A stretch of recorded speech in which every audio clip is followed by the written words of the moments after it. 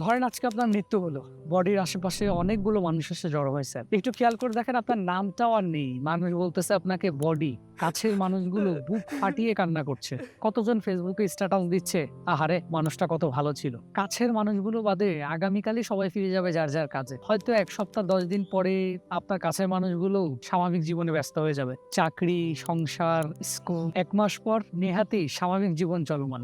1 বছর পর হয়তো দিনে একবারও কেউ আপনাকে মনে করতেছে কিনা সন্দেহ। এই তো জীবন, আর এই তো মানুষ, তাই না? আর এই জীবনে আমরা কাটিয়ে ফেলি অনেকটা সময় মানুষ কি ভাববে সেটা ভাবতে। তাই জীবনটা কিন্তু আপনার, বাঁচতে শিখুন নিজের জন্য। জীবনে কোনো আফসোস রেখেন না। যেটা করতে মন চায়, গান গাইতে মন চায় গান গান, ভিডিও কন্টেন্ট বানাতে মন চাচ্ছে ভিডিও কন্টেন্ট বানান, ব্যবসা করতে মন চায় ব্যবসা করান, ঘুরতে ভালো লাগে একটু বেশি ঘুরেন না, কি হবে জীবনে এত টাকা সেভ করে। সৃষ্টিশীল কিছু রেখে যান, যার কারণে মানুষ আপনাকে মনে রাখবে। আপনার লেখা, আপনার কণ্ঠ কিংবা আপনার তৈরি কাজ হয়তো হাজারটা মানুষের জীবনে আলো যোগাবে।